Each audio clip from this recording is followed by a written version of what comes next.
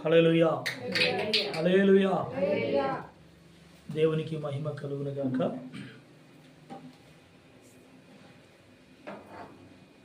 పోయిన వారం నుండి ఇప్పటి వరకు దేవుడు మన జీవితంలో గొప్ప మేలు చేశాడు అంటే కనుక ఏంటి ఆ మేలు, ఆ గొప్ప మేలు అంటే నేను చెప్తాను ఏంటంటే నన్ను బ్రతికించాడని నేను చెప్పగలుగుతాను. హల్లెలూయా. దేవుడు నా జీవితంలో గొప్ప మేలు చేయలేదు, ఏ మేలు చేయలేదు కనుక నేను దేవుని దగ్గర రాలేనని, దేవుడు నాకేం చేయలేడనే వాళ్ళు మాట్లాడేవారు చాలామంది ఉంటారు.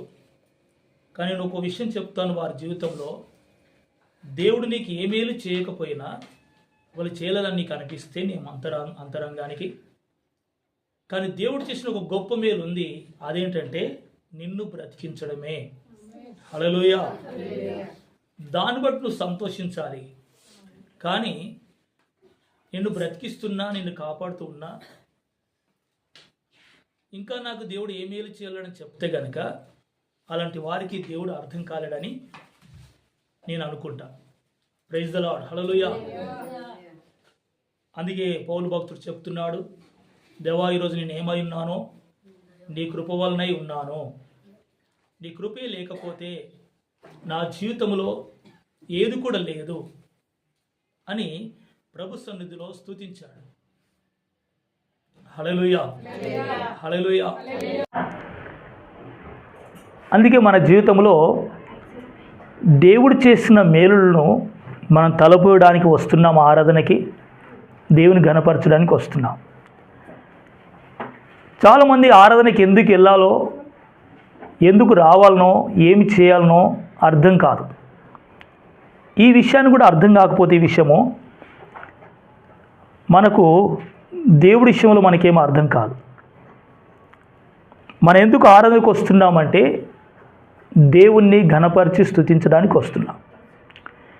ఇంకా దేవుడు చేసిన మేలులో తలపోసి ఆరాధిస్తూ ఆయన పాడుతూ కృతజ్ఞతాస్తుతులు చెల్లించడానికి కొరకు ఆరాధనకు వస్తున్నాం. Praise the lord. హల్లెలూయా. ఇంతకంటే ఇంకేం లేదు. దేవుడు చేసిన గతించిన వారమంతా కూడా నా జీవితంలో చేసిన మేలులు, నా ప్రయాణముల్లో, నా పనుల్లో దేవుడు కాపాడుతూ వచ్చాడు. దేవా ఈ విధంగా కాపాడబడ్డానంటే నేను కేవలం నీ కృపే.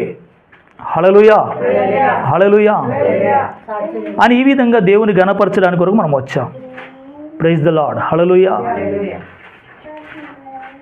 అమ్మా,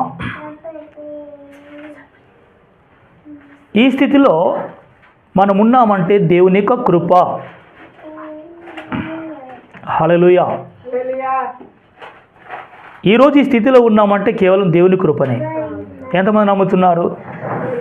నేను కూడా నమ్ముతున్నా. హల్లెలూయా. ఎందుకంటే ఆరోగ్యవంతులైనా బలవంతులైనా ఈరోజు వారు లేరు. మనం అనారోగ్యంలో ఉన్నా, బలహీనతల్లో ఉన్నా ఈరోజు మనం బ్రతికున్నామంటే కేవలం దేవుని కృప, దేవుని స్తోత్రం. హల్లెలూయా, హల్లెలూయా. మన వాక్యంలోనికి వెళ్దాం.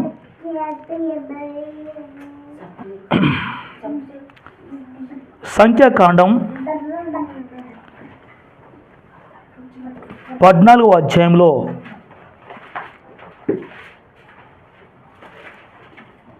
22వ వచనము చదువుకుందాం.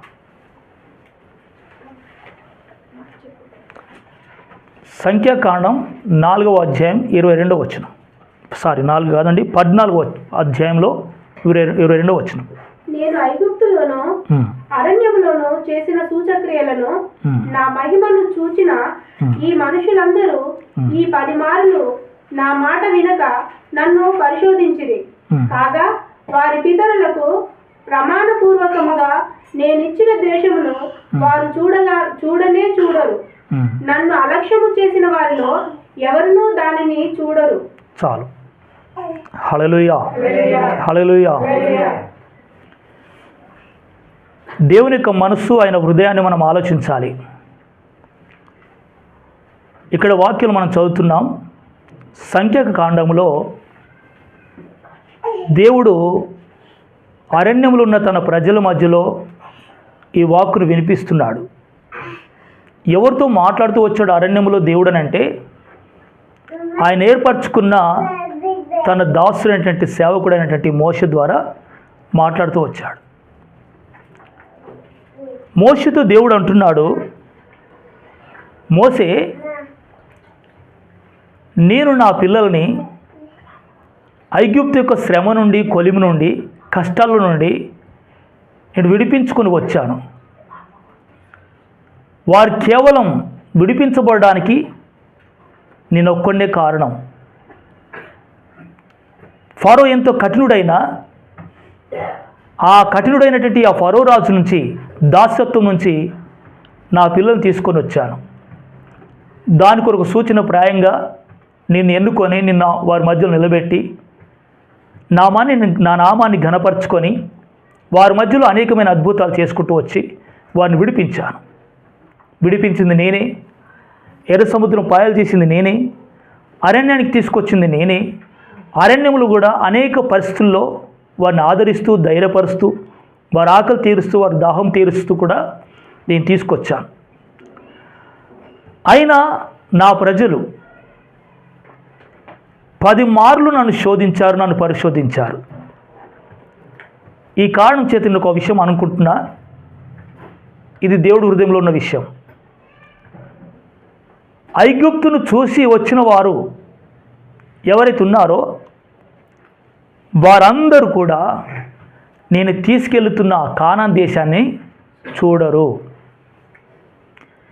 అంటే ఏ సందర్భంలో దేవుడు మాట్లాడుతున్నాడు మోషేతో, తన ప్రజలతో? అంటే అరణ్యముకు వచ్చిన ప్రజలతో మాట్లాడుతున్నాడు. అంటే ఐగుప్తు నుంచి బయటకు వచ్చారు, ఇంకా కానానుకు చేరుకోలేదు, అరణ్యములు ఉన్న ప్రజలతో మాట్లాడుతున్నాడు దేవుడు. తన ప్రజలను విడిపించాడంటే ప్రేమ కనికరం కలిగిన దేవుడు వారి మీద దయా, ప్రేమ, కరుణ చూపి వారిని తీసుకొని వచ్చాడు. అందరు వినాలి జాగ్రత్తగా. ఇక్కడ ఎవరైనా కూర్చుంటే నిద్రపోతే కనుక మీరు లేచిలో పడితే బెటర్. హల్లెలూయా. వచ్చి వినకుండా కూర్చుని నిద్రపోతే ప్రయోజనం ఏముంది?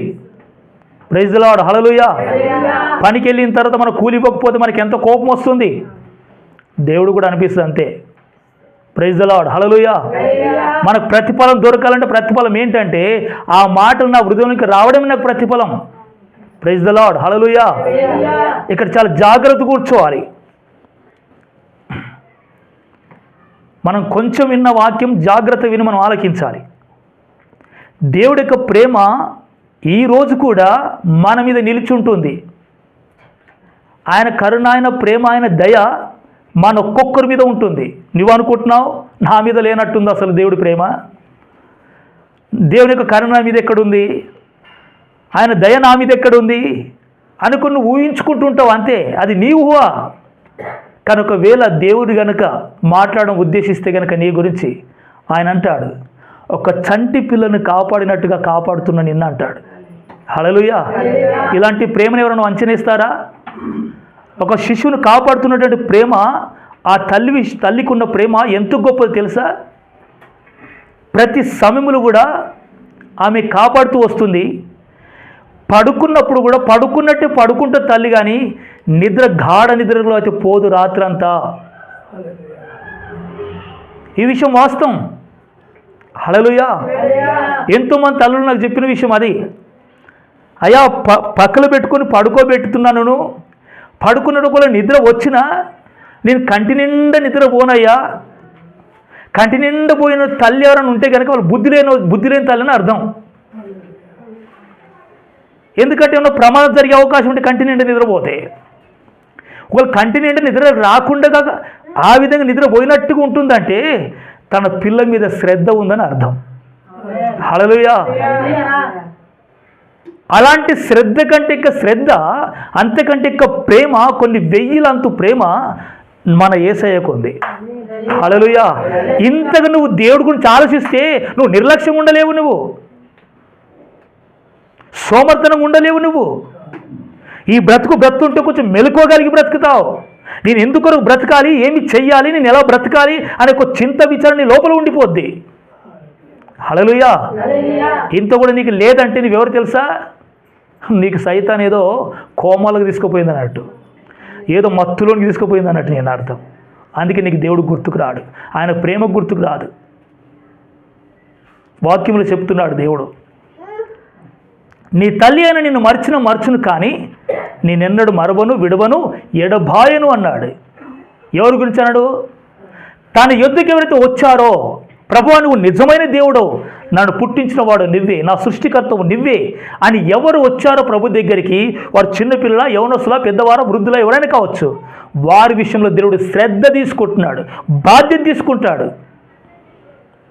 హల్లెలూయా. ఆ బాధ్యత తీసుకోకపోతే ఈరోజు బ్రతుకుండే వ్యక్తివా, ఇటు వచ్చి కూర్చున్న వ్యక్తివా, అది గుర్తుపెట్టుకో నువ్వు. Praise the lord. హల్లెలూయా. అందుకే దేవుని సన్నిధి చాలా గొప్పది. ఆయన సన్నిధిలో నివసించేవారు చాలా ధన్యులు. ఆయన సన్నిధిలో నివసిస్తున్న ప్రతి వారు కూడా అనేకమైన మేలులు వారి జీవితంలో అనుభవిస్తారు. ఆయన కృప వారిని ఆవరించి ఉంటుంది. ఆయన కృప వారు ఆ దేవుని యొక్క సన్నిధికి ఎప్పుడైతే వచ్చి కూర్చుంటున్నారో విశ్రాంతి దినము రోజు, అక్కడ దేవుని యొక్క సన్నిధి వారితో ఉంటుంది. Praise the lord. హల్లెలూయా. ఇట్లా ఆదివారం వచ్చి కూడా మారిన వాళ్ళు ఉన్నారు. అక్కడ దేవుడి కృప ఉంటుంది కనుక వారిని మార్చింది. ఆయన సన్నిధి వారిని మార్చింది కనుక మార్చబడ్డారు. మార్చబడని వ్యక్తి, ఆ వ్యక్తి క్రైస్తవుడే కాదు. వస్తాడు చర్చికి, పోతాడు చర్చికి, పోతారు వస్తారు, కానీ వాళ్ళు మార్చబడట్లేదు అనుకో, వాడు క్రైస్తవుడే కాదు. హల్లెలూయా. వచ్చిన వ్యక్తి ఖచ్చితంగా మార్చబడతాడు. అందుకే దేవుడు ఆయన పదాజ్ఞలో ఒక ఆజ్ఞ చాలా సీరియస్గా చెప్పాడు. ఏం తెలుసా? 6 దినములు నువ్వు పనిచేసి 7వ దినము నాడు నా మందిర ఆవరణలోనికి వచ్చి నీ దేవుడైన యెహోవాను నువ్వు సేవించాలి అన్నాడు. అందుకే చాలామంది నేను బ్రతిమలాడుతూ ఉంటాను. దేవుని సన్నిధి ఉంటుంది ఆ రోజు, రండి కూర్చోండమ్మా, రండి కూర్చోండి, ఎందుకు పని చూసుకుంటారు అని అంటూ ఉంటాను నేను. ఎందుకు తెలుసా? ఆయన సన్నిధికి వచ్చి కూర్చుంటే మారుమనసు పొందిన వారు ఉన్నారు. హల్లెలూయా. ఆయన సన్నిధికి వచ్చి కూర్చున్న వారు ఆదరించబడ్డవారు ఉన్నారు, ధైర్యపరచబడిన వారు ఉన్నారు, అభిషేకం పొందుకున్న వారు ఉన్నారు ఆరాధనలో. హల్లెలూయా. దర్శనాలు చూసిన వారు ఉన్నారు, దేవుని సన్నిధిలో ఆనందించిన వారు ఉన్నారు. ఆ ఆనందం నీకు బయట ఎక్కడ దొరకదు, ఏ ముచ్చటి దగ్గర దొరకదు. అందుకే నువ్వు దేవుని సన్నిధికి పరిగెత్తుకుని రావాలి. Praise the lord. హల్లెలూయా. ఈ అరణ్యములో కూడా దేవుని యొక్క సన్నిధి ఉంది. ఏమున్నది అరణ్యంలో? దేవుని సన్నిధి ఉంది. అంటే దేవుడు ఎక్కడ నివాసం చేస్తాడంటే, ఆయన ప్రజలు ఆయన కొరకు ఎవరైతే ఆకలి కలిగి దాహము కలిగి వచ్చి ఉంటారో వారి మధ్యలో నివాసం చేస్తాడు ఆయన. Praise the lord. హల్లెలూయా. ప్రభు అన్నాడు, ఒక్కరు లేక ఇద్దరు లేక ముగ్గురు, ఇద్దరు లేక ముగ్గురు వచ్చి ఉంటే వారి మధ్యలో నేను నివాసం చేస్తానన్నాడు. వారు ఒకవేళ పాట పాడినా, ప్రార్థన చేసినా, ఆరాధన చేసినా వారి మధ్యలో ఉంటానన్నాడు. నేను 2-3 ఉన్నా ఇంతే మాట్లాడతాను, 100 మంది ఉన్నదే ప్రసంగం చేస్తాను. Praise the lord. హల్లెలూయా. అమ్మో కొద్ది మంది కూర్చున్నారు కదా అని వాక్యం రాకుంటే ఏం పోదు నాకు. వాక్యం చెప్పకుండా కూర్చోను నేను. ఎక్కువ మంది ఉన్నా అంతే చెప్తాను, తక్కువ మంది ఉన్నా అంతే చెప్తాను. దేవునికి స్తోత్రం. హల్లెలూయా. ఎందుకంటే అక్కడ దేవుడు ఉన్నాడు కనుక. అరణ్యములు కూడా దేవుడు ఉన్నాడు. ఆ ప్రజలు తీసుకొచ్చింది దేవుడే, విడిపించింది దేవుడే. ఆయన స్పాసనికి తీసుకొచ్చి అక్కడ నిల్చోబెట్టి వారికి ఒక నాయకునిచ్చి వారిని అన్ని రకాలుగా, అన్ని విధాలుగా సంరక్షించి, పోషించి, కాపాడుతూ ఉన్నాడు ఈ అరణ్యంలో. ఇక్కడున్న ఈ ప్రజలు వారి మనస్తత్వం ఎలాంటిదంటే, దేవుణ్ణి అంటే ఏం చేశారంట? శోధిస్తున్నారంట. ఏం చేస్తున్నారు? శోధిస్తున్నారంట, పరీక్షిస్తున్నారంట. అసలు దేవుని పరీక్షించడం అంటే అసలు నీవెవరు అసలు? హల్లెలూయా. అసలు దేవుని పరీక్షిస్తావా? అసలు దేవుని పరీక్షించడానికి నీకు మనసు ఎట్లా వస్తుంది అసలు? ఆయన అసలు నువ్వు ఏ రకంగా ఆలోచిస్తున్నావు, ఏ ఉద్దేశంలో ఆయన ఎంచుతున్నావు నువ్వు అంటే, నీ సాటి ఒక మనిషిలాగా నువ్వు ఎంచుతున్నావు అని అర్థం. అందుకే మనిషి మీద నీకు నమ్మకాలు ఉన్నాయి కదా, అలాగే దేవుడి మీద కూడా నీకు నమ్మకాలు రావట్లేదు. అంటే నువ్వు ఏ స్థానానికి తీసుకొస్తున్నావు దేవుణ్ణి?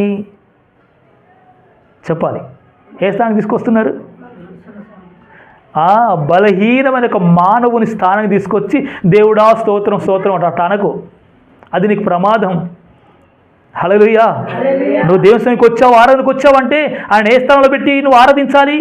అత్యున్నత సింహాసనంలో కూర్చున్న దేవుణ్ణి నీ హృదయంలో కూడా అత్యున్నతంగా లేపి దేవుని ఆరాధించాలి. హల్లెలూయా. ఆరాధిస్తున్నప్పుడు ఏడుస్తూ దుఃఖిస్తూ ఆరాధించిన వారు ఉన్నారు. పాడుతూ దేవుని ఏడుస్తూ స్తుతించిన వారు ఉన్నారు.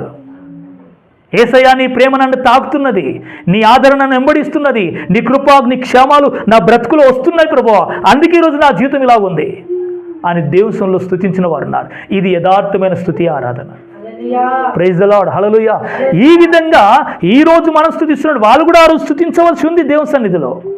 కానీ స్తుతించే బదులు ఏం చేస్తున్నారు? దేవుణ్ణి, స్తుతికి పాత్రుడైనటువంటి దేవుణ్ణి శోధిస్తున్నారు, పరీక్షిస్తున్నారు ఈ ప్రజలు. ఎన్నిసార్లు పరీక్షించారంట? 10 మార్లు పరీక్షించారంట. ఎన్ని మార్లు?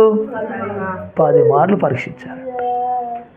ఒక్కసారా 10 మార్లు శోధించారంట ప్రభుని శోధించడానికి నీకు ఏమి చేయలేడని అనుకుంటున్నావు అసలు? వారి జీవితంలో ఏమి చేయలేడా దేవుడు? పొద్దుట్లేసి రాత్రి వరకు, అర్ధరాత్రి వరకు కూడా పనిచేసే ప్రజలు వాళ్ళు, వెట్టి పనులు చేసేవాళ్ళు. అది కూడా దెబ్బలు కొడుతుంటే ఆ దెబ్బలు తింటూ, ఆ దెబ్బలు అనుభవిస్తూ, బాధపడుతూ, ఏడుస్తూ వాళ్ళు పని చేసేవాళ్ళు. అర్థమవుతుందమ్మా? వాడిని విడిపించిన నాదుడెవరు? అయ్యో అనే వాళ్ళు ఎవరైనా ఉన్నారా? వాళ్ళకు ఎవరు లేరు. అలాంటి భయంకరమైన ఇబ్బందుల్లో, కన్నీటిలో, దుఃఖములో, ఆ వేదనలో నుంచి దేవుడు ఆ కొలిమి అని పెట్టాడు. దాని పేరేం పెట్టాడు? ఐగుప్తు కొలిమి. కొలిమిలో ఇనుప ముక్కేసి కూడా ఏమైంది? కరిగిపోద్ది కదా. అంటే కొలిమిలాంటిదంటే ఐగుప్తు. ఆ ఐగుప్తులో ఉన్నట్టు కొలిమిలాంటి ఐగుప్తులో ఈ ప్రజలు ఉన్నప్పుడు వాడిని సైతాను ఎంతో చిత్రహింసలు పెట్టాడు వారిని. అలాంటి స్థితిలో నుంచి దేవుడు విడిపించి అరణ్యానికి తీసుకొస్తే, అరణ్యంలో ఈ ప్రజలు ఏమంటున్నారు తెలుసా? ఐగుప్తు చీలడం కల్లారు చూశారు, ఐగుప్తులో 10 అద్భుతాలు చేయడం కల్లారు చూశారు. అది వీరి జీవితంలో జరగకుండా అన్యుల జీవితంలో జరగడం చూశారు వాళ్ళు. వీరున్న ప్రాంతంలో మాత్రం చీకటి కమ్మలేదు, వారున్న ప్రాంతం కటిక చీకటిగా అమ్మపడ్డది. వీరున్న ప్రాంతంలో మాత్రం క్షమాధారాలు ఉన్నాయి, వారి ప్రాంతంలో మాత్రం భయంకరమైన శాపం నిలిచి ఉంది. వీళ్ళ కళ్ళు చూడలేదా? వీళ్ళ హృదయం గ్రహించలేదా? అయినా మళ్ళీ ఏం చేశారు? వీళ్ళు అరణ్యంకి వచ్చిన తర్వాత, ఇన్ని చూసి వచ్చిన తర్వాత కూడా ఏం చేశారు? వాళ్ళు ప్రభువును శోధిస్తున్నారట. మోషతో అంటున్నారు, వీరు అరణ్యంకి వచ్చిన తర్వాత, పాలు తేనెలు ప్రవహించి దేశం తీసుకొస్తానని అన్నావు, ఈడ పాలు తేనెలు ఏమీ లేవు. ఇక్కడ మాకు తోటలు లేవు, ఇక్కడ మాకు ఎలాంటి వసతులు లేవు, ఇక్కడ మాకు ద్రాక్ష తోటలు లేవు, ఇక్కడ మేము సంపాదించుకోవడానికి ఏమీ లేవు. నువ్వేదో పాలు తేనెలు ప్రవహించి దేశం తీసుకుపోతాను వచ్చావు కదా మోసే, ఆ పాలు తేనెలు లేవు, అసలు ఏమీ లేదు ఈ పరిస్థితులు ఇక్కడ అని మోసే మీద తిరుగుబాటు చేస్తున్నారు. మళ్ళీ ఏమంటున్నారు వాళ్ళు? ఒక వాక్యం చూద్దాం.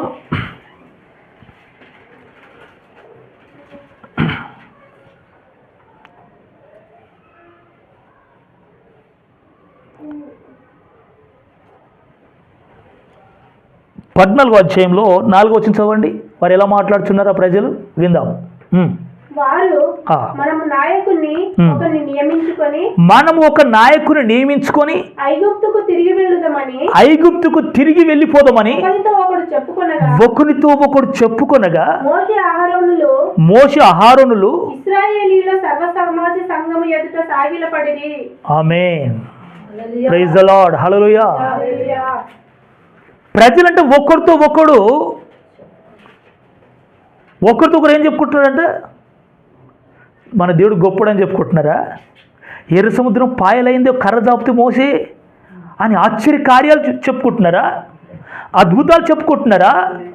దేవుడు ఎంతో భయంకరమైన కష్టం నుంచి మనం విడిపించాడు. ఇక్కడికి హాయిగా ఉన్నాం, ఈరోజు హాయిగా నిద్రపోతున్నాం, హాయిగా బ్రతున్నాం, హాయిగా ఉంటున్నాం.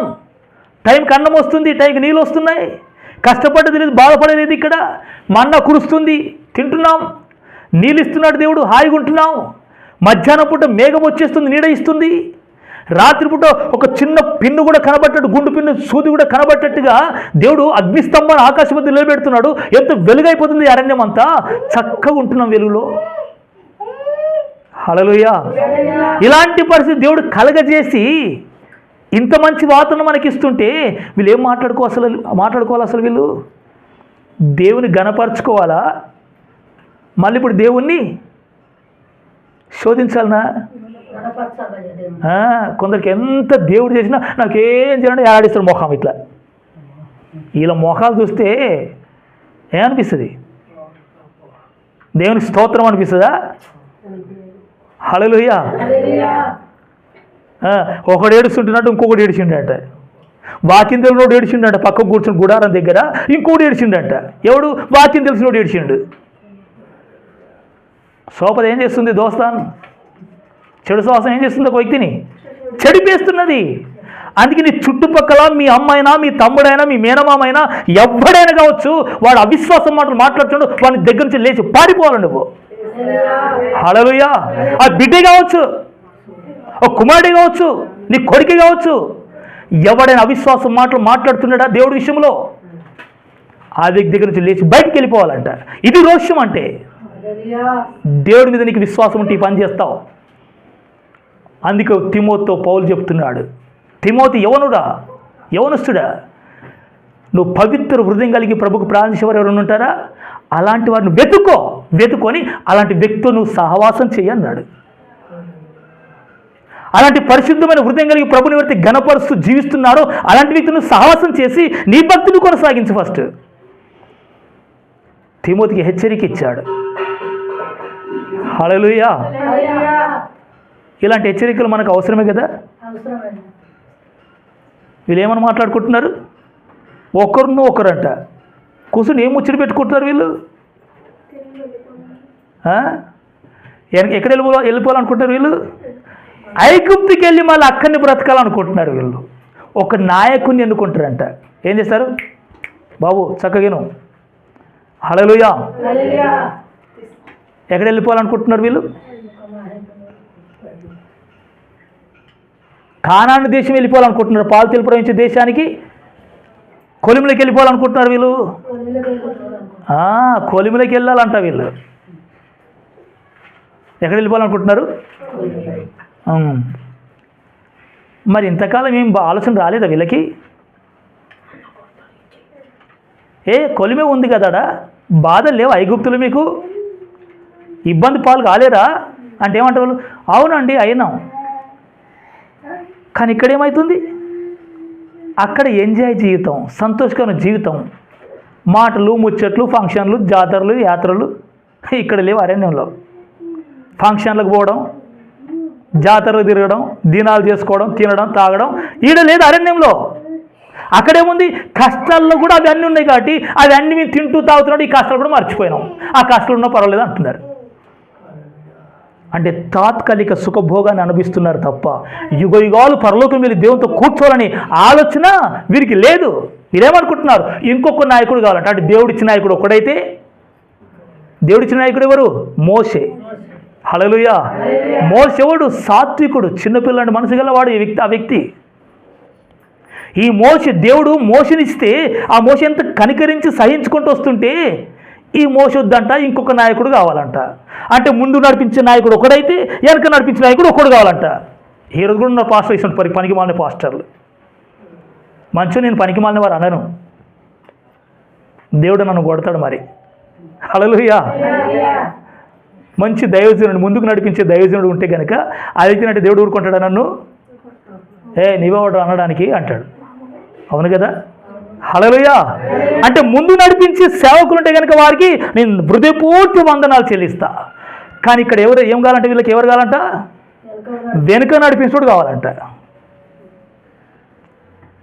ఈరోజు అందరూ ఎవరిని కోరుకుంటున్నారమ్మా? మీరు దేవుడు ఆశీర్వదిస్తాడు, బాగా మీరు అనుకున్నన్ని జరుగుతాయి, మీరు ఏ పని మొదలుపెట్టి ఆ పనికి మాలిన పని మొదలుపెట్టినది ఆశీర్వదిస్తాడు దేవుడు అని చెప్పేవారు ఉన్నారు కదా. నేను లోకంలో గొప్పగా చేస్తాడు, నీకు దీవెనలు ఆశీర్వాదాలు, నీ ఆత్మ పాడైపోయినా పర్వాలేదు, నీ శరీరం మాత్రం చాలా సుఖమే ఉంటుంది, మంచిగా ఆశించబడదు. మరి రండి ప్రార్థన చేద్దాం అంటారు. వీళ్ళు ఎటు తీసుకుపోయేటోళ్ళు?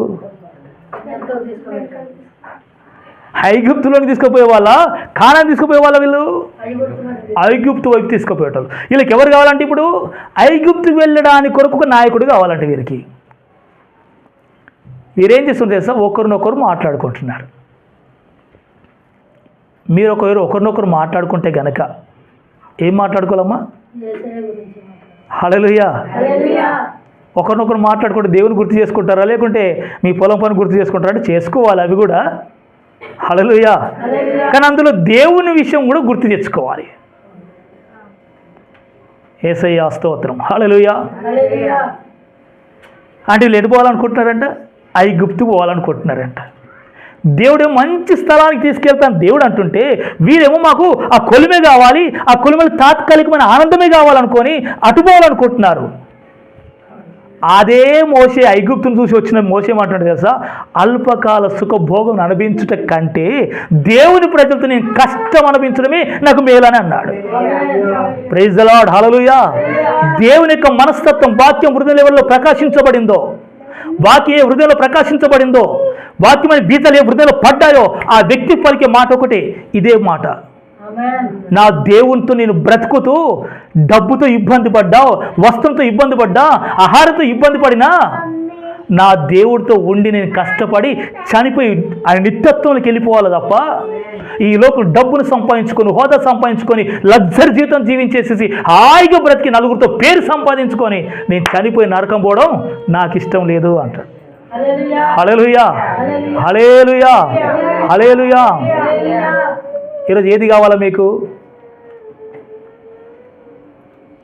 అంకుల్ గారు ఏం కావాలనుకుంటున్నారు? ఏం లేదు, మంచి జీవితం. హల్లెలూయా. ఏదో చిన్న పని పెద్ద పని చేసుకొని మంచి కడుపు నిండా అన్నం తిని మంచి బట్టలు కట్టుకొని మంచి హాయి బాయ్ అందరితో కలిసిపోయి మంచిగా ఉండి ఓ రోజు అయిపోద్ది ఏం తీసుకొని రాలి ఏం తీసుకొని పోలేం కనుక అందరితో మంచి పేరు సంపాదించుకొని మంచిగా ఉండి వెళ్ళిపోదాం అనుకుంటున్నారా? మీరు బాధపడతారేమో నేను చెప్తే కనుక. సరే, బాధపడ్డ పర్వాలేదు. హల్లెలూయా. జంతువులు ఇలాగే బ్రతుకుతాయి కదా, కడుపు కొరకు, వస్త్రం కొరకు, హాయిగా ఉండడానికి కొరకు, ఆ జంతువుతో మంచి కలవడానికి, ఈ జంతువుతో మంచి కలవడానికి, హాయిగా అరణ్యం తిరగడానికి, హాయిగా ఉండడానికి కొరకు కొద్ది కాలం బ్రతికే జంతువులు బ్రతుకుతాయి కదా. వాళ్ళకి ఒక్కటే ఆలోచన ఉండదు జంతువుకి. ఏ తెలుసా? దేవుడు అనే ఆలోచన ఒకటే ఉండదు ఆ జంతువులకి. ఇక మనలాగానే అన్నీ చేసుకుంటాయి అవి. మంచి నిద్రపోతాయి, మంచిగా ఆహారం తింటాయి, సంతోషంగా ఉంటాయి, అవి కలుసుకొని ఆడుకుంటాయి, అన్నీ చేసుకుంటాయి. కానీ ఒకటి ఏముండదు వాటికి? దేవుడి గురించిన ఆలోచన మాత్రం ఉండదు. ఎలా బ్రతకాలన్న ఆలోచన ఉండదు. పవిత్రంగా బ్రతకాలన్నా అపవిత్రంగా బ్రతకాలన్న ఆలోచన మాత్రం ఉండదు. విశ్వాసంతో ముందుకెళ్ళాలా లేదా అవిశ్వాసంతో వెనకెళ్ళిపోవాలా, లోకంలో కలిసిపోవాలన్న ఆలోచన వాటికి ఉండదు. ఒక దైవికమైన ఆలోచన నీకు గనుక లేకపోతే నీకు అప్పుడు ఏమవుతుంది పరిస్థితి? నువ్వు కూడా ఏ కోవకు చెందుతావు? బైబిల్లో రాయబడ్డది, దేవుడు సెలవిస్తున్నాడు. హల్లెలూయా. ఘనత కలిగి ఉండి బుద్ధిహీనుడైన వాడు నశించిపోయే జంతువులు పోలినవాడు అన్నాడు. ఘనత పేరు చాలా ప్రఖ్యాతులు ఉన్నాయి, కానీ అతడు ఏం కోరుకుంటున్నాడు? తాత్కాలికమైన జీవితము జీవించడానికి ఆలోచించిన ఒక జంతువు వల్లే ఇతడు కూడా అదే ఆలోచన కలిగి ఉన్నాడు కనుక యుగాలు జీవించాలన్న ఆలోచన ఇతనికి లేదు కనుక ఇతడు ఎవరంట? నశించిపోయే జంతువును పోలినవాడంట. మరి నువ్వు జంతువును పోలి ఉండొద్దు నేను అని అనుకుంటే కనుక నువ్వేం చేయాలి తెలుసా? నువ్వు సేమ్ ఇదే జీవితం జీవించుకుంటూ ఇందులో ఒకటి కలిగి ఉండాలి. నువ్వు ఏంటి తెలుసా? నీ సృష్టికర్త అయిన దేవుణ్ణి స్మరించాలి, ఆయన చేసిన మేలు తలపోయాలి, ఆయన చేసిన కార్యాలు చూస్తూ నువ్వు ఆనందించాలి. ఆ విధంగా నీ జీవితం ముగించాలి. నాకు ఇంకొక జీవితం ఉందనే ఒక నిరీక్షణ కలిగి నువ్వు ముందుకు ప్రయాణం చేయాలి. హల్లెలూయా. హల్లెలూయా. వీళ్ళు ఐగుప్తుకి వెళ్ళిపోయి ఏం చేస్తారు? వీళ్ళు మహా అంటే అన్ని రకాలుగా జీవిస్తారు. వాళ్ళు తినవలసింది తింటారు, కట్టుకోవాల్సింది కట్టుకుంటారు, ఎంత సంతోషం అంత సంతోషిస్తారు. చనిపోతే ఎడిపోతారు వాళ్ళు. ఇశ్రాయేలు ప్రజలు అరణ్యం నుంచి ఐగుప్తుకి వెళ్ళి వాళ్ళు మహా జీవిస్తే ఒక 20 ఏళ్ళు 30 ఏళ్ళు జీవిస్తారు. ఇప్పటికే సగం వయసు అయిపోయింది వాళ్ళది. ఒక 40 ఏళ్ళు 50 ఏళ్ళు జీవించినా కానీ వారు చనిపోతే ఎక్కడ పోతారు? నరకానికి వెళ్తారు. నరకం లేని రోజులు యుగాలు నరకంలో కాలుతూ ఉంటారు. అంటే తాత్కాలికమైన జీవితం కొరకు వీరు వెనక్కి వెళ్ళిపోవాలి, ఒక నాయకుడిగా నడిపించడానికి అంటున్నారు. ఒకరినొకరు మాట్లాడుకుంటున్నారంట. ఇన్ని కార్యాలు చేసిన దేవుడు ఇలాంటి మాటలు వింటే దేవుడు కోపం వస్తుందా? రాదంటారా? అందుకే దేవునికి కోపం పుట్టించారంట. అందులో ఎక్కువ మంది దేవునికి ఇష్టలుగా జీవించలేరంట. అందుకే దేవుడు అంటున్నాడు మోషే, ఈ ప్రజలు నాకు పలుమార్లు శోధిస్తున్నారు. నా బలమును, నా శక్తిని, నా మహిమను, నా ఆశ్చర్య కార్యాలను, అద్భుత కార్యాలు చూసి కూడా వీరు నన్ను ఏం చేస్తున్నారు? తక్కువ అంచనేసి మాట్లాడుతున్నారు.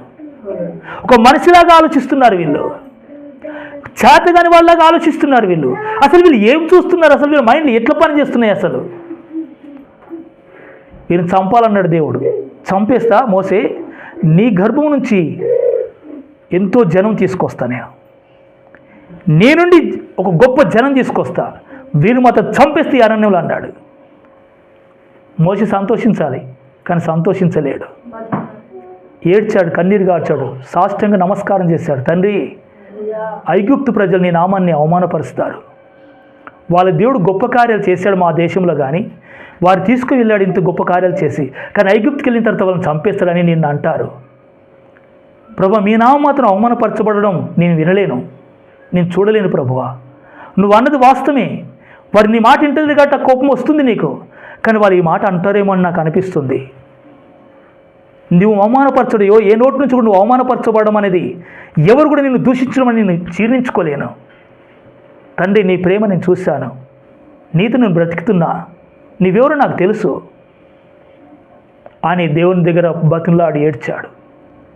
దేవుడట చెయ్యడు, కానీ హల్లెలూయా కోపంతో అన్నాడేమో. ప్రైజ్ ది లార్డ్, హల్లెలూయా. ఆయన తన దాసుడు చేసిన ప్రార్థనను ఆలకించి దేవుడు క్షమించేశాడు. ప్రైజ్ ది లార్డ్, హల్లెలూయా, హల్లెలూయా. ఈ స్థితిలో మళ్ళొక్కసారి అలాగే నడుచుకుంటూ వచ్చారు వాళ్ళు, మళ్ళీ అదే పనులు చేసుకుంటూ వచ్చారు. మళ్ళా అంటున్నాడు, నేను ఒక నిర్ణయంకి వచ్చాను అంటున్నాడు దేవుడు. ఇవన్నీ విషయాలు దేవుడు ఎందుకు మాట్లాడుతుండే, ఎవరి కొరకు ఎవరి విషయం మాట్లాడుతుందో తెలుసా? అవిశ్వాసులైన ప్రజల నిమిత్తమే మాట్లాడుతుండే ఈ విషయాలన్నీ కూడా. ఆయన ప్రేమగల మాటలు మాట్లాడలేడు ఎవరి విషయంలో? అవిశ్వాసంతో ఉన్న ప్రజల విషయంలో. వాళ్ళ విషయంలో దేవుడు సహించట్లేదు. బైబిల్ రాయబడింది, హెబ్రీ పత్రిక 11వ అధ్యాయం 6వ వచనం చదవండి. హెబ్రీ రాసిన 11వ అధ్యాయం 6వ వచనం.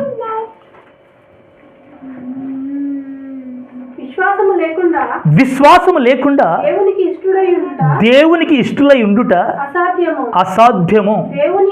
చాలు. విశ్వాసం లేకపోతే దేవుని దగ్గర దేవుడు సంతోషిస్తాడా? విశ్వాసం లేకుంటే ఎవరు కూడా దేవుని చూడలేరంట. విశ్వాసం లేకుంటే దేవుడు ఎవరు కూడా దేవుడికి ఇష్టలు కారంట. అంటే నాకు విశ్వాసం లేకపోతే దేవుడు నన్ను ఇష్టపడాడంట. మరి ప్రజలు విశ్వాసంతో వెళ్తున్నారా, అవిశ్వాసంతో వెళ్తున్నారు? అంటే అవిశ్వాసంతో వెళ్తున్నారు. వీరి విషయంలో దేవుడికి ఇష్టం ఉందా? లేదు. రావడమే విశ్వాసంతో రావాలంట. ఆ దేవుడి దగ్గరికి వచ్చిన తర్వాత మళ్ళీ ఏం చేయాలి వీళ్ళు? ఆయన కార్యాలు చేస్తాడని, ఆయన చేస్తాడు, నడిపిస్తాడని వీరికి విశ్వాసం ఉండాలంట. విశ్వాసం లేకపోతే దేవుడికి ఇష్టలుగా వారు ఉండరంట. అందుకే అంటున్నాడు దేవుడు, వీళ్ళు 10 మార్లు నన్ను పరీక్షించారు, చూసి పరీక్షించారు, విని పరీక్షించారు. నా కార్యం ఎన్నో చూసి కూడా వీళ్ళు నన్ను పరీక్షిస్తూ వస్తున్నారు, శోధిస్తూ వస్తున్నారు. ఒక్క విషయం చెప్తున్నాడు, ఇందులో పాత వారిలో ఐగుప్తులు వచ్చిన వారు ఎంతమంది ఉన్నారు? చాలా ఉన్నారు కదా, లక్షల కొద్ది ఉన్నారు కదా.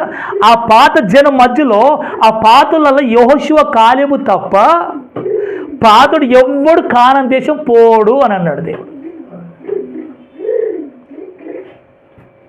ఎవరంట? ఆ ఐగుప్తు నుంచి కాల బలముతో బయలుదేరి వచ్చిన వారు ఉన్నారు కదా, అంటే ఐగుప్తు చూసిన వారు ఉన్నారు కదా. ఆ ప్రజల మధ్యలో 2 వెళ్తారు కానాను దేశానికి. ఎవరంటే యెహోషువ, కాలేబు. వాళ్ళు నిండు మనసుతో నా మీద విశ్వాసం ఉంచారు, నిండు మనసుతో నా అనుసరించారు వాళ్ళు. కనుక వాళ్ళిద్దరే పరలోకం వెళ్తా, కానాను దేశం వెళ్ళిపోతారు, నేను వాగ్దానం చేసిన దేశాన్ని వాళ్ళు చూస్తారన్నాడు. మరి మిగతాలు కూడా చాలా జనం ఉన్నారు కదా, వాళ్ళెవరంటే ఈ పాతలో పుట్టిన పిల్లలు. ఈ పాత వారికి అంత గమనించండి, ఐగుప్తు నుంచి వచ్చిన ప్రజలకు పుట్టిన పిల్లలు, అరణ్యంలో పుట్టిన పిల్లలు మాత్రం యోషువ కాలేబు, ఈ అరణ్యంలో పుట్టిన పిల్లలు మాత్రం కానాను దేశం చూస్తారంట, ఆ భూభాగం చూస్తారంట, మంచి పంటలు చూస్తారంట. హల్లెలూయా. మరి పాత వర్లంలో ఎవరు వెళ్తారంట? పాత వారిలో ఎవరు వెళ్తారు? కాలేబు, యెహోషువ, ఇద్దరే. Praise the lord. హల్లెలూయా. పాతలందరూ అరణ్యంలోనే చనిపోతున్నారని అర్థం. ఈ పాత వాళ్ళు అంటున్నారు, మేము ఎక్కడికి వెళ్ళాలి? ఐగుప్తుకి వెళ్ళాలి, మాకు ఒక నాయకుడు కావాలంటున్నారు. అంటే నీ జీవితంలో కూడా అవిశ్వాసం ఇలా పెట్టుకుని భక్తి ఎంత కాలం చేసినా నువ్వు దేవుడికి ఇష్టడువి కావని సంగతి గుర్తించుకో. Praise the lord. హల్లెలూయా. అవిశ్వాసం మాత్రం నీ లోపలికి రానివ్వ కొంచెం కూడా. నీ మాట ద్వారా కావచ్చు, నీ ఊహల ద్వారా కావచ్చు, అవిశ్వాసం నీలోనికి రానివ్వకు. నీ హృదయమైన తలుపుని చాలా జాగ్రత్త పెట్టుకో. అవిశ్వాసం నీ హృదయంలోకి వచ్చిందా, నెక్స్ట్ నువ్వు దేవుడికి ఇష్టడుగా ఉండవు, ఇష్టరాలు కావు. నువ్వు వాక్యం వింటున్నది, నువ్వు విశ్వాస వాక్యం. Praise the lord. హల్లెలూయా. ఏ వాక్యం వింటున్నారు? విశ్వాస వాక్యం వింటున్నారు మీరు. దురాశ పుట్టించే వాక్యం కాదు. దేవుడి లోకం మీకు అన్ని ఇస్తారనే వాక్యాలు కాదు మీరు వింటున్నది. మీరు పరలోకం దేవుడు ఇవ్వబోతున్నాడు, మీరు ఆయన నమ్ముకున్నారు కనుక మిమ్మల్ని ఆయన వదిలిపెట్టాడు అనే వాక్యాలు మీరు వింటున్నారు. హల్లెలూయా. పరలోకం ఉంది, నమ్మకస్తులకు అనే వాక్యం మీరు వింటున్నారు. నేను ఇక్కడ విశ్వాసంతో ఉంటే పరలోకం నాకు దొరుకుతుందనే విశ్వాసం కలిగి ఉన్నారు కనుక మీరు విశ్వాసులు. ఈ విశ్వాసులకు వచ్చిన విశ్వాసం ఎక్కడ తెలుసా? వినుట వలన వచ్చింది. ఇశ్రాయేలు ప్రజలు ఇంత కఠినంగా ఎందుకు మాట్లాడుతున్నారు తెలుసా? వీళ్ళు అద్భుతాలు చూడలేరా? ఆశ్చర్యకార్యాలు చూడలేరా? వీళ్ళు చూశారు. ఎందుకు ఇంత అవిశ్వాసం వస్తుంది తెలుసా? దేవుడు ఒక మాట చెప్తున్నాడు. ఆ వాక్యం చదువుకుందాం. రోమీయులకు రాసిన పత్రిక 10వ అధ్యాయం 17వ వచనం చదువుకుందాం. రోమీయులకు రాసిన పత్రిక 10వ అధ్యాయం 17వ వచనం. కాగా వినుట వలన విశ్వాసము కలుగును, వినుట వలన విశ్వాసము కలుగును, వినుట క్రీస్తును గూర్చిన మాట వలన, వినుట యేసయ్య గూర్చిన మాటల వలన కలుగుతుంది. Praise the Lord. చాలు. హల్లెలూయా. హల్లెలూయా. మరి మీరు చూశారు కదా అద్భుతాలు ఎన్నో. సముద్రం పాయలవడం కూడా చూశారు కదా. అక్కడ కప్పలు వచ్చుడు, ఈగలు వచ్చుడు, చీకటి కమ్ముకోవడం, నీళ్లు రక్తంగా మార్చబడడం, అన్ని అనేకమైన అద్భుతాలు చూశారు కదా వాళ్ళు. చూసిన తర్వాత కూడా దేవుడి మీద విశ్వాసం రావట్లేదా వీరికి? రావట్లేదనే కదా. ఇక్కడ ఏం లేవు మాకు అంటున్నారుగా. ఆ మోషే ఏమైపోయాడో, చనిపోయాడో, బ్రతికున్నాడో మాకు తెలియదు, మేమైతే వెనక్కి వెళ్ళిపోవాలనుకుంటున్నామని అన్నారు కదా. మోషే ప్రార్థన కొరకు పోతే కొండ మీదకి. హల్లెలూయా. అంటే ఎన్ని అద్భుతాలు చూసినా ఇశ్రాయేలు ప్రజలు లాస్ట్కి ఏమన్నారు? దేవుడు ఏమైండో ఏమో, దేవుడు ఉన్నాడో లేదు, మోషే ఏమైండో ఏమో. మనం ఒక విషయం గమనించాలి. నువ్వెన్ని అద్భుతాలు చూసినా, నీ బ్రతుకులు నువ్వెన్ని అద్భుతాలు చూసినా, నీకు దయ్యం వెళ్ళిపోవడం నువ్వు అనుభవించినా, నీలో సైతాన్ శక్తి నుంచి బయటకు పోవడం కూడా నువ్వు చూసుకున్నా, ఎన్ని అద్భుతాలు నువ్వు చూసినా, ఈ అద్భుతాలు చూసి దేవుడున్నాడు అని నువ్వు చర్చికి వచ్చి నువ్వు ఎన్ని రోజులు బ్రతికినా, నీకు ఎప్పుడైనా కష్టం వచ్చినప్పుడు నీకు విశ్వాసం ఉండదు. మరి ఇన్ని రోజులు చూశాను కదా అని అనుకోవు. ఇప్పుడు కూడా ఇది చేస్తాడు కదా అనుకోవు. ఎందుకంటే నీకు విశ్వాసం రాదు. అంటే బైబిల్ చెప్తుంది వినటం వలన విశ్వాసం వస్తుంది కానీ చూచడం వలన రాదంట. ఏంటి అర్థమవుతుందా? వినటం వలన విశ్వాసం వస్తుంది దేవుడి మీద కానీ చూచడం వలన రాదంట. 5,000 మంది రొట్టెలు తినలేరా? 5,000 మంది కళ్ళు బాగా చేసుకోలేరా? కాలు బాగా చేసుకోలేరా? పక్షవాతం పోలేదా? ఉత్సే వాళ్ళు బాగాలేరా? గుడ్డివారు బాగాలేరా? వాళ్ళందరూ ఏసేంబడి వచ్చారా? రాలేరు. మరి ఎవరు వచ్చారు? ఎవరు దైవికమైన వాక్యం విన్నారో, పరలోక వర్తమానం, పరలోకంలో దేవుడు ఏమేం చేస్తున్నాడో ఆ వార్త విన్నారో, యేసు చెప్తున్న నోటి నుంచి వచ్చే ప్రతి మాట విన్నారో, వారికి విశ్వాసం వచ్చింది. వారంత వరకు కొనసాగించబడ్డారు. Praise the lord, hallelujah. ఈ సత్యం నువ్వు గుర్తించాలి.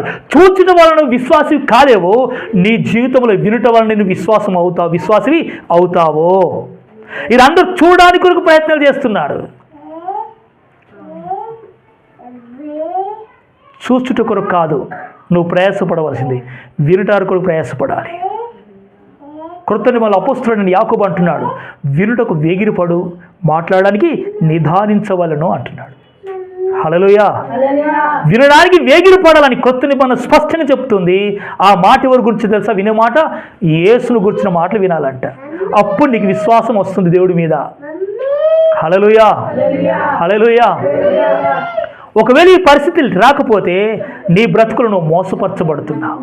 ఇశ్రాయేలు ప్రజలు మనకంటే గొప్ప గొప్ప అద్భుతాలు చూశారు, ఆశ్చర్యమైన కార్యాలు చూశారు. కానీ వారి జీవితంలో ఏమైపోయారు? వాళ్ళు అవిశ్వాసాలు అయిపోయి మరల లోకంలోకి వెళ్ళాలని, మరల పాపంలోకి వెళ్ళిపోవాలని, మరల ధనాశలకు వెళ్ళిపోవాలని, మరల దురాశలకు వెళ్ళిపోవాలని, ఐగుప్తులకు వెళ్ళిపోవాలని ఒక నిర్ణయానికి వచ్చారు వాళ్ళు.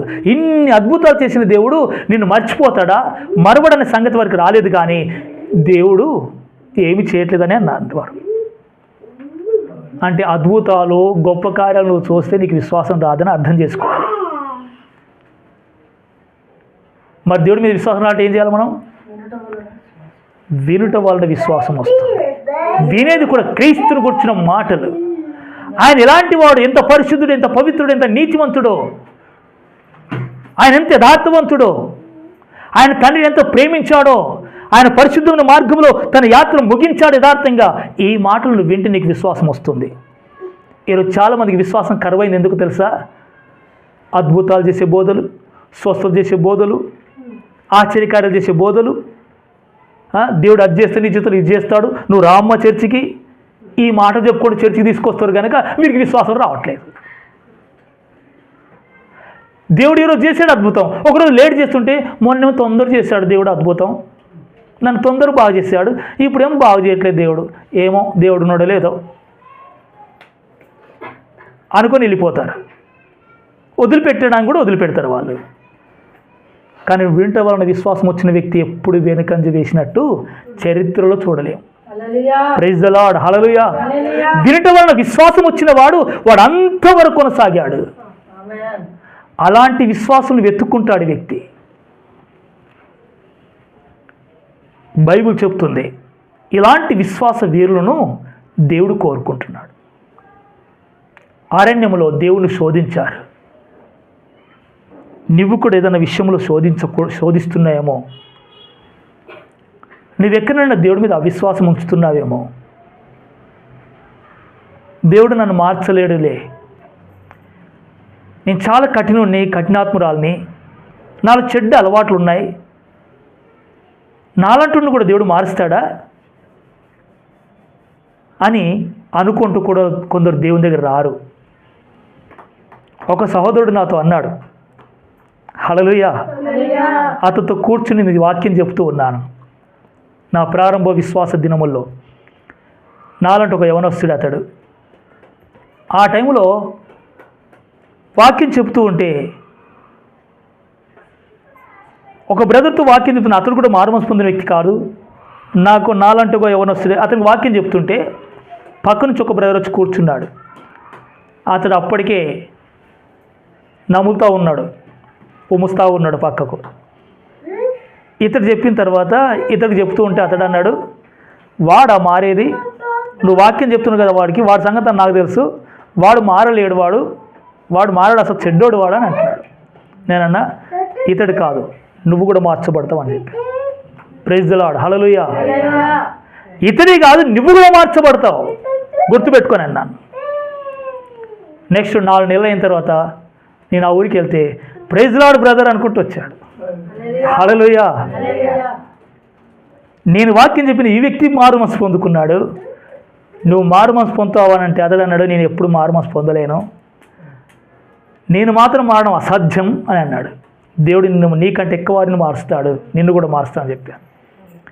4 నెలలు అయిన తర్వాత నన్ను చూసి నవ్వుకుంటూ ప్రైజ్ లార్డ్ బ్రదర్ అన్నాడు. నన్ను హేళన చేస్తుండేమో అనుకున్నా. నేను అంత స్పందించలేదు. దగ్గరికి వచ్చిన తర్వాత బ్రదర్ నిన్ను మారాను బ్రదర్ అన్నాడు. హల్లెలూయా. ఎలా మారావు అని అంటే, సర్వోన్నతుడా నీవే నాకు ఆశ్రయ దుర్గము. ఈ పాట పాడుతుంటే ఏడ్చి మార్మస్ పొందుకుండంట. Praise the lord. హల్లెలూయా. ఒక పాట ఒక వ్యక్తిని మారుస్తుంది. నువ్వు ధ్యానించి వింటే ఒక వాక్యం కూడా ఒక వ్యక్తిని మారుస్తుంది. కఠినాత్ముని నువ్వు చాలా శ్రద్ధగా వింటుంటే, నువ్వు శ్రద్ధగా వినట్లేదు కనుక నువ్వు మారట్లేదు. అంతే కదా పరిస్థితి. దేవుడు ఎవరినైనా మార్చడానికి శ్రద్ధ ఉంది. ఆయనకు అసాధ్యం అంటే ఏది కూడా లేదు. అలాంటి సమస్తము సాధ్యం చేసే దేవుడు, సమస్తం సాధ్యముగా జరిగించే దేవుని యందు నువ్వు విశ్వాసం ఉంచి నా యాత్ర ఖచ్చితంగా దేవుడు నడిపిస్తాడు. హల్లెలూయా. అంతవరకు దేవుడు నన్ను నిలబెడతాడు అని చెప్పి నువ్వు నిలబడుతూ నడవాలి. దేవుడు సహాయం మూలంగా నువ్వు నడుచుకుంటూ రావాలి. అందరూ నన్ను వదిలిపెట్టినా నా దేవుడు నన్ను వదిలిపెట్టని దృఢమైన విశ్వాసంతో నువ్వు ప్రయాణం చేయాలి. అది నువ్వు ఏ పని చేస్తున్నా, చదువుతున్నా, ఉద్యోగం చేస్తున్నా, నువ్వు ఒంటరివాడు అవుతున్నా, నలుగురిలో ఉన్నా, నువ్వు ఎక్కడ ఉన్నా నీ దేవుడి పని నువ్వు ఆనుకోవాలి. అప్పుడు నువ్వు పూర్ణ శాంతి గలదానిగా, పూర్ణ శాంతి గల వ్యక్తిని నువ్వు మార్చబడతావు. Praise the lord. హల్లెలూయా. ఇన్ని అద్భుతాలు చేసిన తర్వాత కూడా వీరిలో ఒక మొండితనం, అవిధేయత, తిరుగుబాటు స్వభావం, వీళ్ళ అవిశ్వాసం వీరు నిలిచి ఉంది. ఎందుకు తెలుసా? వీళ్ళు దేవుణ్ణి వాళ్ళ ఆత్మతో చూడట్లేదు. వారు మనోనేత్రములు తెచ్చి చూడట్లేదు దేవుణ్ణి. ఆ దేవుని కార్యాలు మంచి మనస్సాక్షితో గైకోట్లేదు గనక వారు పైపైన ఆలోచించుకుంటూ వెళ్తున్నారు గనక, ఈ శరీరం వరకు ఆలోచించుకుంటూ వెళ్తున్నారు గనక వారి జీవితంలో విశ్వాసం కొదువైపోయింది. హల్లెలూయా. ఇలాంటి పరిస్థితుల్లో దేవుడు అంటున్నాడు, వీరు కానాను దేశం ప్రవేశించరు. మనం కూడా ఈరోజు దేవుని మీద విశ్వాసం ఉంచకపోతే దేవుడు అంటాడు, నువ్వు పరలోకం మాత్రం చేరలేవు అంటాడు. ఏమంటాడు? నువ్వెంత భక్తి చేసినా, ఎన్ని రోజులు చేసినా, నువ్వు చనిపోయిన తర్వాత నువ్వు పరలోకం వెళ్ళలేవు. నువ్వు ఎక్కడ వెళ్తావు? నరకానికి వెళ్ళిపోతావు అంటాడు. నీ విశ్వాసం ప్రభువును ఆనుకుని నష్టమైన కష్టాలైనా, దుఃఖాలైనా, ఏ పరిస్థితులు ఎదురైనా నా దేవుడు నన్ను మర్చిపోడని దృఢ విశ్వాసం కలిగి నువ్వు దేవునితో నడుచుకుంటూ ఉంటే దేవుడు నిన్ను ఆ పరమకానానికి చేరుస్తాడు. ఒకవేళ ఇక్కడ భక్తి పైపైన చేసుకుంటూ ప్రతి విషయంలో కూడా నీ విశ్వాసం ఉంచుకోకుండా ఈ విశ్వాస జీవితం నువ్వు జీవించకపోతే నువ్వు దేవుని దగ్గరికి వచ్చినా నీకేం ప్రయోజనం లేదు. హల్లెలూయా. నీకు ఒక విషయం చెప్పి ముగిస్తాను. నాకు ఫోన్ వచ్చింది.